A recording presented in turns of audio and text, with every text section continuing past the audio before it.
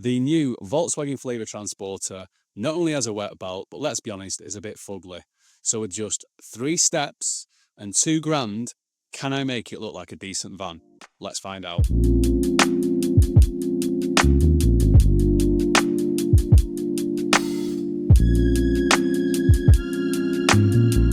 Right, let's jump in. Step 1, the wheels. I went with the Wolf Race 71 Wolfsburg GT6 alloy wheels. For a sport style van, I really like this spoke shape. And with this new design, you can change the colour on the inner cap. So if you've got decals or you've got interior leather or you've got coloured calipers, you can kind of match them to whatever colour you want. My grey van, I've gone with black wheels, and for my blue van, I've gone with the carbon. Now be careful, there is a lot of recall on the sensors on these wheels.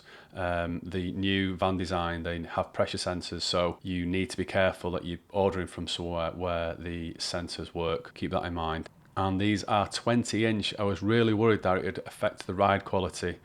This is the best drive-in transporter that I've had so far, and I didn't want to ruin the ride quality, but yeah, I'm shocked. 20 inch wheels and it still drives great. There will be an affiliate code for these wheels, so I'll pop it in the comments and you can get a little bit of money off. Right, step 2, window tinting. And what I've done is I've tinted the window, the B-pillar and the front portion of the grille.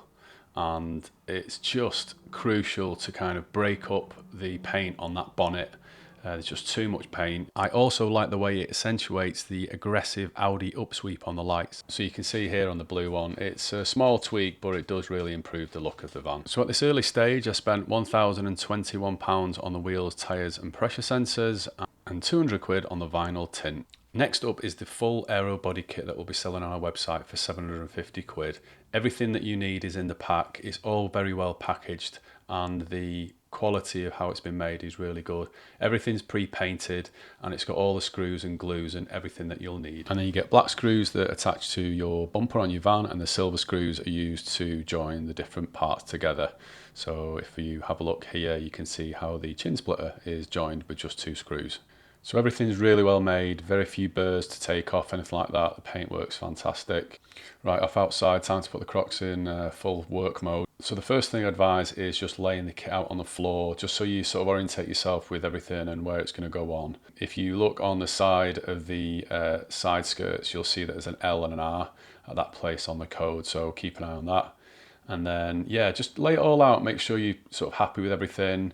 Have a good look around all the kit and just make sure you know where it's going to go and what you're going to use to actually attach it to the vehicle.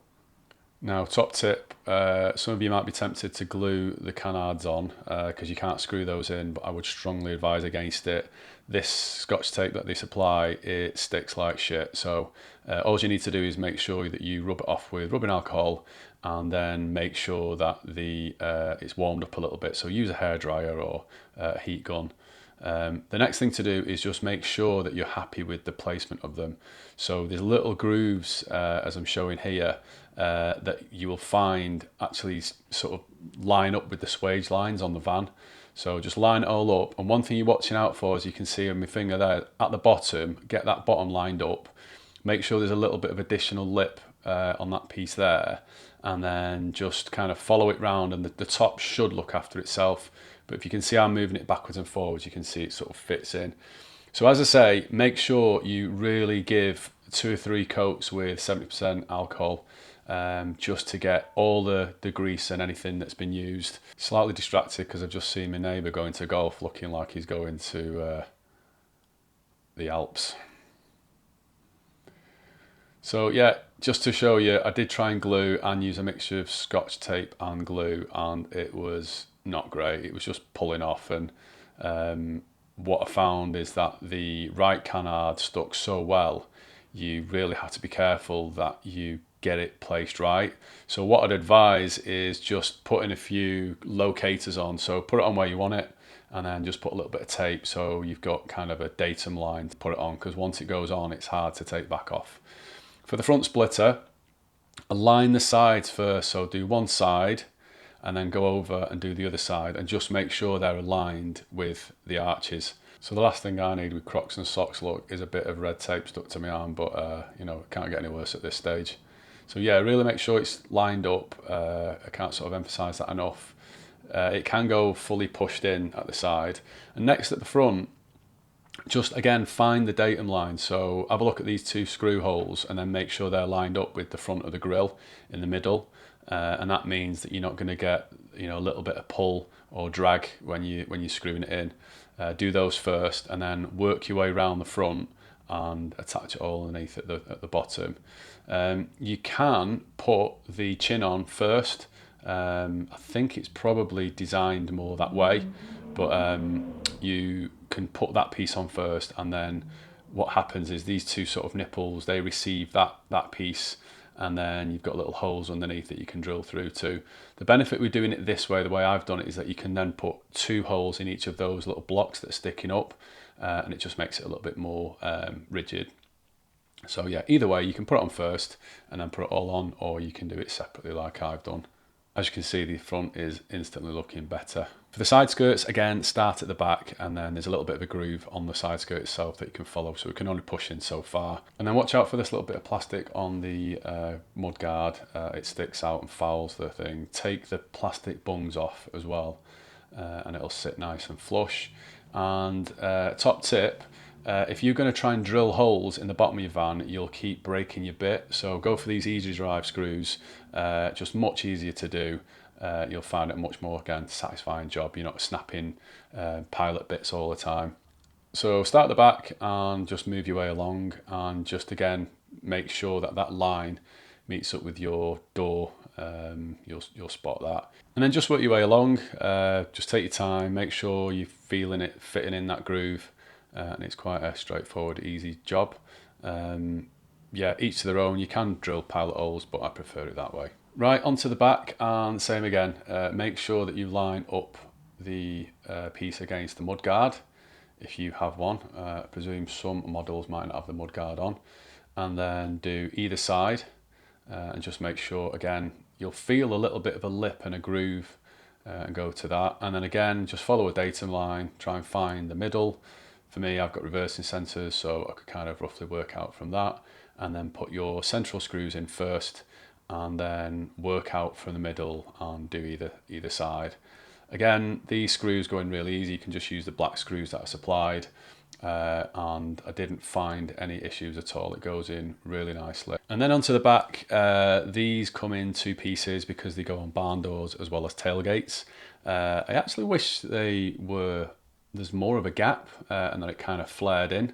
I really like that look.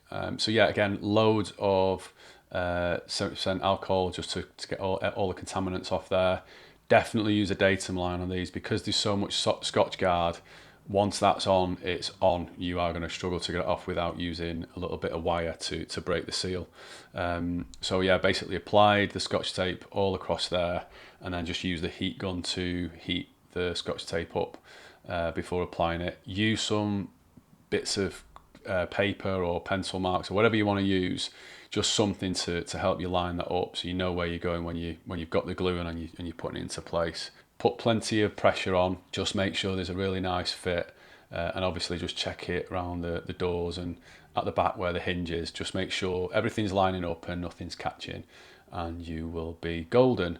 So this is how it looks. There's a little bit of a dip for the brake light at the top, so that works quite nicely. And I love the way the fins break up the paintwork. I love the way they're not colour coded as well, so you've not got to piss about getting colour coded paintwork done and stuff. Right, let's give you a bit of a before and after with a few good close-up angles. Here's before.